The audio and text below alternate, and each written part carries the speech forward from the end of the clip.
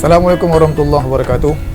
Alhamdulillahirabbil alamin wassalatu wassalamu ala asyrafil anbiya'i wal mursalin wa ala alihi wa sahbihi ajma'in. Subhanaka la ilma lana illa ma 'allamtana innaka antal alimul hakim. Rabbi shrah li sadri wassir li amri wahlul 'uqdatam min lisani yafqahu qawli, amma ba'd. Warga Tentera Laut Diraja Malaysia, tuan-tuan dan puan yang dikasihi sekalian, alhamdulillah kita bersyukur kepada Allah Subhanahu Wa Taala kerana pada hari yang mulia ini kita masih lagi berada dalam bulan Ramadan Al-Mubarak. Mudah-mudahan insya-Allah kita mendapat ganjaran yang sewajarnya oleh Allah Subhanahu Wa Taala terhadap pengorbanan yang kita lakukan dengan tidak makan, menahan daripada tidak makan dan minum, dan juga perkara-perkara yang boleh membatalkan puasa. Insya-Allah ianya akan memberikan manfaat yang besar bernilai dalam hidup kita sebagai tarbiyah di bulan Ramadan. InsyaAllah kita akan gunakan ianya di bulan-bulan yang lain nanti. Tuan-tuan dan puan sekalian, kehidupan kita diwarnai oleh pelbagai keadaan dan situasi. Ada kalanya kita bergembira, ada kalanya kita berduka, ada kalanya kita bersedih, ada kalanya kita ceria, ada kalanya kita bermendung durja dan sebagainya. Berdasarkan kepada situasi dan keadaan yang berlaku dalam kehidupan kita sepanjang perjalanan kehidupan kita selagi hayat di kandung badan. Fitrah manusia inginkan kebahagiaan. Fitrah manusia inginkan keseronokan, fitrah manusia inginkan keceriaan dan sebagainya. Tuan-tuan, kita perlu memahami bahawa puasa yang kita lakukan dalam bulan Ramadan ini dia boleh memberikan kebahagiaan kepada kita. Namanya tidak, yang mana ia tidak akan diperoleh oleh mereka yang tidak berpuasa. Mereka yang tidak berpuasa tidak akan mendapat situasi kebahagiaan seperti mana mereka yang berpuasa dalam bulan Ramadan. Pengorbanan yang mereka lakukan akan dibalas dengan kebahagiaan oleh Allah SWT kepada kita. Bayangkan, fitrah manusia inginkan kebahagiaan dalam hidup di dunia, apatah lagi kebahagiaan yang paling kita impikan adalah kebahagiaan di hari akhirat.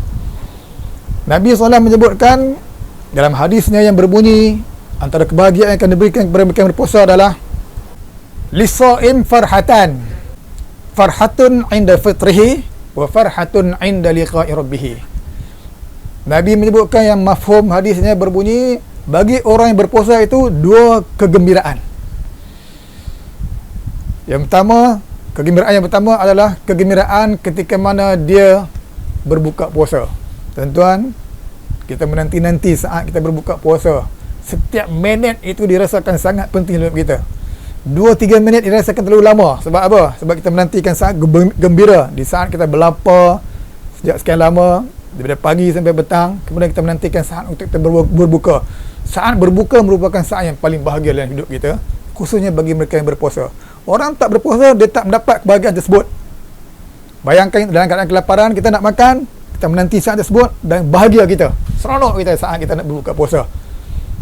Di saat kita melihat anak-anak kita terletah mereka, kemudian di saat mungkin ada yang mempunyai cucu misalnya, dia melihat bagaimana cucu-cucu melayan cucu dalam keadaan nak makan ramai-ramai, seronok, bahagia. Dan kebahagiaan yang kedua adalah kebahagiaan mereka akan bahagia, bergembira mereka di saat mereka bertemu dengan Tuhan mereka. Wa farhatun 'inda liqa'i rabbih, dan kebahagiaan, kegembiraan di saat mereka nak bertemu dengan Tuhan mereka. Tuan-tuan, kegembiraan bagi orang puasa di hari akhirat nanti adalah, bayangkan Allah Ta'ala kurniakan kepada mereka adalah satu pintu yang khusus untuk mereka yang berpuasa, yang disebutkan sebagai Rayyan. Hanya orang yang puasa sahaja yang layak untuk masuki pintu tersebut. Kebahagiaan, tuan-tuan sekalian. Bayangkan tidak ada lagi kebahagiaan di hari akhirat nanti. Semua orang inginkan kebahagiaan berdasarkan amal yang dilakukan di dunia. Antaranya adalah kebahagiaan bagi mereka yang berpuasa. Dia akan gembira bertemu dengan Tuhannya pada hari akhirat nanti, hasil daripada puasa yang dilakukan ketika mana dia hidup di dunia. Inilah dua kegembiraan yang dijanjikan oleh Nabi SAW kepada mereka yang berpuasa. Yang pertama, gembira ketika berbuka puasa, dan gembira yang paling penting adalah gembira ketika bertemu dengan Tuhannya di hari akhirat nanti, dan mereka akan masuk melalui pintu terbuka luas, terbentang luas, disebutkan sebagai pintu Ar-Rayyan. Hanya sahaja orang yang puasa saja layak untuk masuki pintu tersebut. Dan paling penting, Allah Ta'ala redha kepada mereka. Radiyallahu anhum wa radu'an.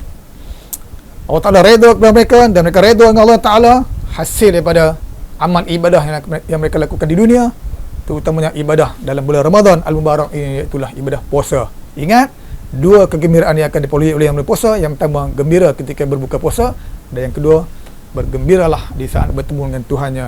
Itulah kegembiraan yang paling yang kita impikan dalam hidup kita di hari akhirat nanti. Wallahu a'lam. Assalamualaikum warahmatullahi wabarakatuh.